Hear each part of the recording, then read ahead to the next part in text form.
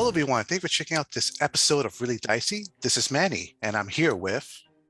I'm Tyler. I'm the creator of a new game that's coming out on Kickstarter called Metroville. It's a superhero RPG. You can find more updates and information before the Kickstarter comes out at Metroville RPG on Twitter. We've got a Facebook group and an Instagram as well, all under the same name. Excellent, excellent. So tell me about Metroville. I know it's an RPG project that's going to be on Kickstarter very shortly. Yep. What is it exactly? So yeah, it's a tabletop RPG. It's a core rule book with roughly 120, 130 pages as of right now. And the design of the whole sort of idea behind the game is being creative with your superpowers. So like there's no like set moves or abilities that each superpower gives you. If you have the ability to control fire, you have the ability to control fire. So you can do whatever your imagination can come up with that. Like you can make pictures in the sky made out of fire, or you can turn on and off the stove, if you're doing such menial tasks like that, or you could put out or you could start fires in buildings, or start fires on people, or start fires, whatever the situation demands. You can be flexible like that. Okay. How does I noticed that the toughest thing about superhero RPGs is the rule system.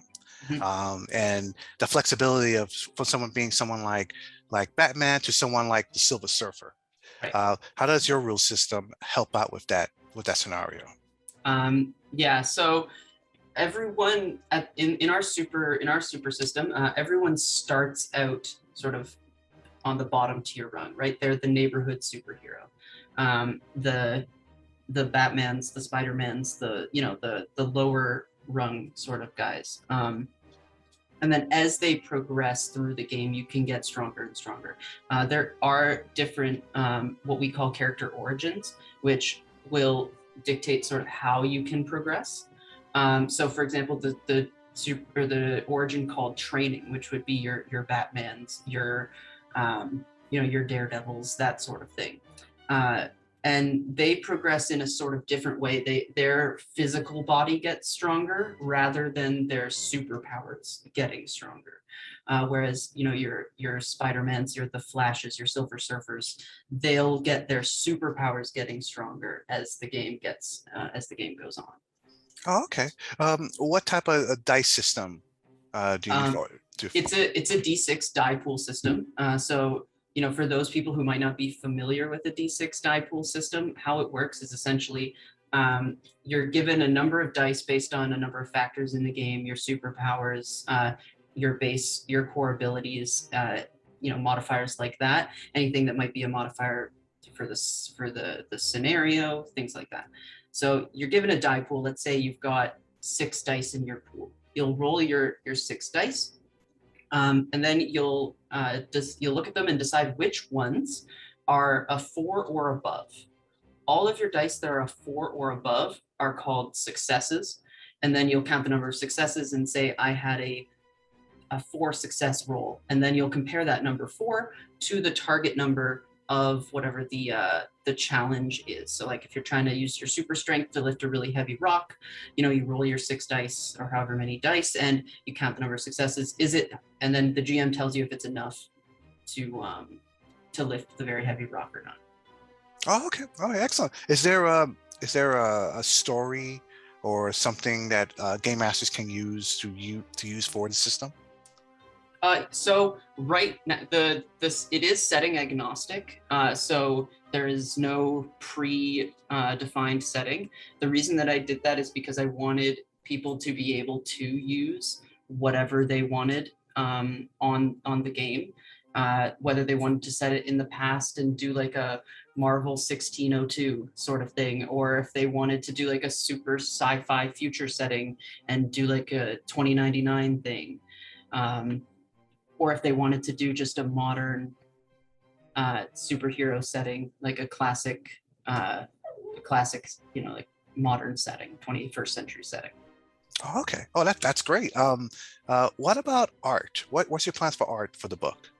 So I do have an artist, and she is working on some art right now. It's all going to be black and white.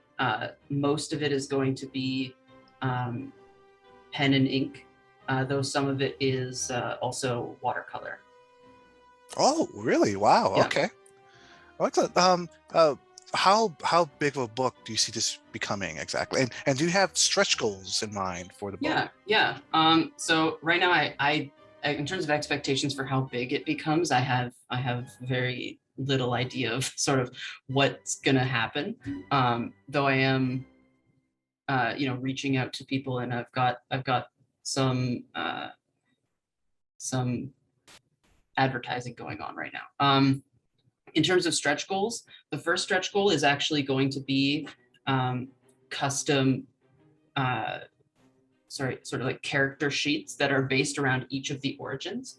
So they look a little bit different depending on which origin you pick. And so you could choose to use those or the base one if you want, just to kind of give your character sheet a little bit more flavor. Then beyond that, there's also going to be pamphlets, sort of like 20 to 30 page pamphlets that will have extra equipment that characters can use. So things like your utility belts, your your serums, whatever your superheroes might need, and also a rogues gallery. So like a villain's sort of like backstories, goals, superpowers, and sort of just like a here's what your villain is, sort of template basically for potential GMs to use. Then there's a map, a custom map of the city of Metroville, which was sort of the inspiration for creating some of our campaigns that we did during playtesting. And beyond that, we have that's the furthest stretch goal we've got right now. Oh, okay. If I may ask, what made you decide to do a superhero RPG of all the genres and things to create? Why this? That's a good question.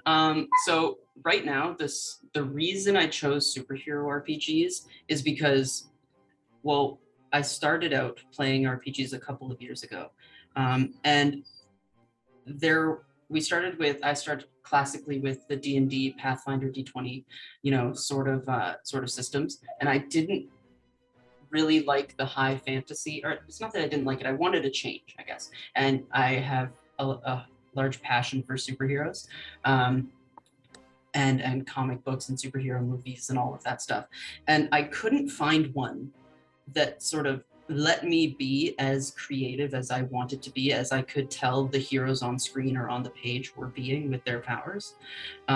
So I decided that this is the moment, like this is needed, I guess, for me at least. And so that's how Metroville was born. Really, it was born out of like this doesn't exist to my knowledge right now, and nothing like quite scratches the itch that I need this to do. And so that's sort of how it came about. If I was playing this, Yep. and you had to make a superhero for my game, what would you be? Oh boy. Okay. Because the thing is, there are in Metroville there are more than 30 different options for superpowers.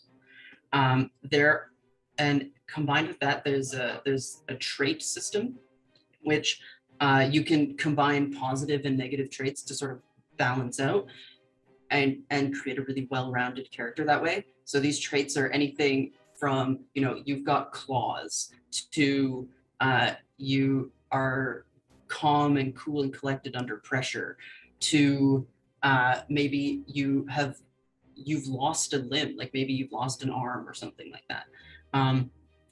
So there's just it's finite, but it's a large amount of options that you can create.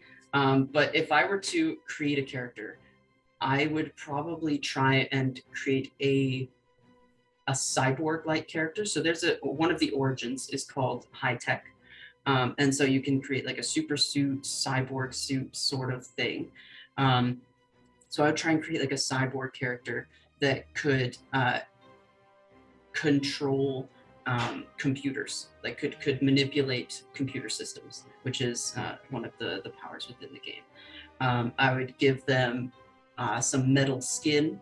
I would give them the ability to have X-ray vision.